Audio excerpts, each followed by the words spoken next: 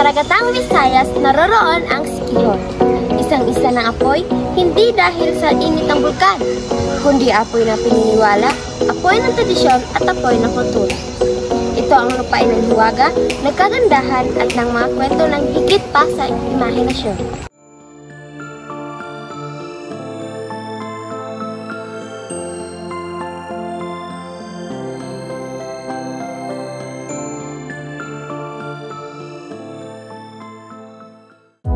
Kilalang tahanan ng mga mananambal, ang Siquijor ay isang lugar kung saan hindi lamang pisikal na karamdaman ang ginagamot sa pamamagitan ng dasal, ritual at mga halamang gamot.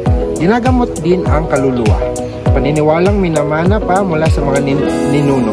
Ito ang di-material na kultura ng Siquijor, pananalig, kababalaghan at espiritual.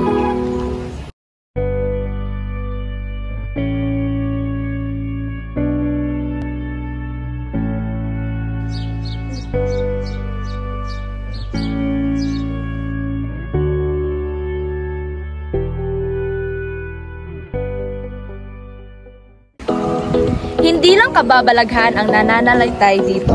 Malalim rin ang pananampalataya ng mga Siquijornon sa Katolisismo. Makikita ito sa makasaysayang simbahan tulad ng St. Francis of Assisi Church at Lazi Church at Convent, mga haliging hindi natinag ng panahon.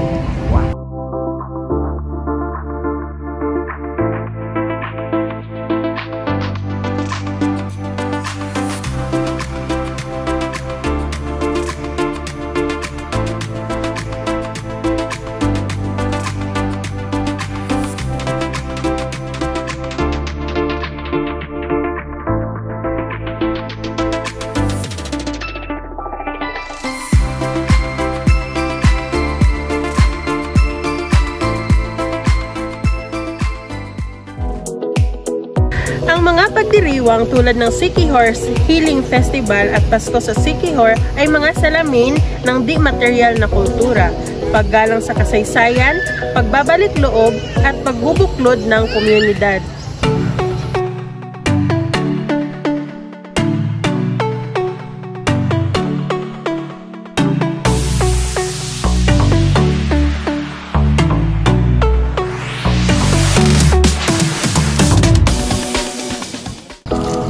Dito ay simple.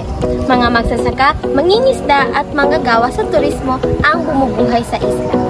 Ang kanilang gawain ay nakaugat sa lupa, dagat at kalikasan, isang ehemplo ng balansing pamumuhay.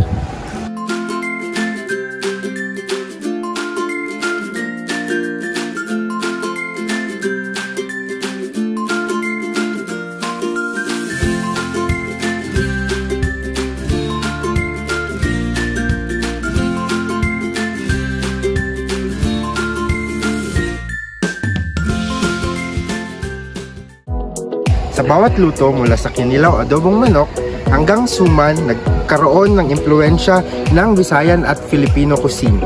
Ang pagkain ay hindi lang para sa tiyan, sa Siquijor, ito ay bahagi ng kanilang pagkakakilanlan.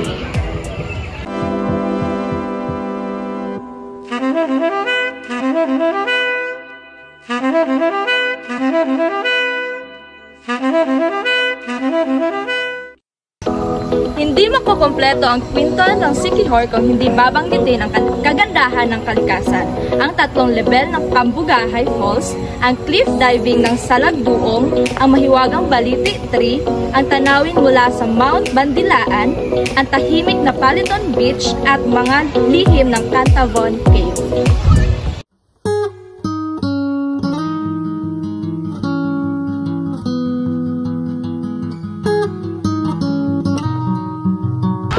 Ang material na kultura ng Siquijor ay masisilayan sa kanilang bahay kubo na gawa sa kawayan at nipa, sa kanilang kasuotang barong Tagalog at Filipiniana at sa mga gamit na naaangkop sa klima at likas na yaman ng isla.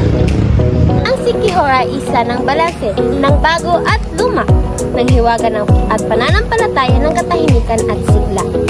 At ang pinakamagandang aral mula sa islang ito ay ang kahalagahan ng pagyakap sa sariling kultura.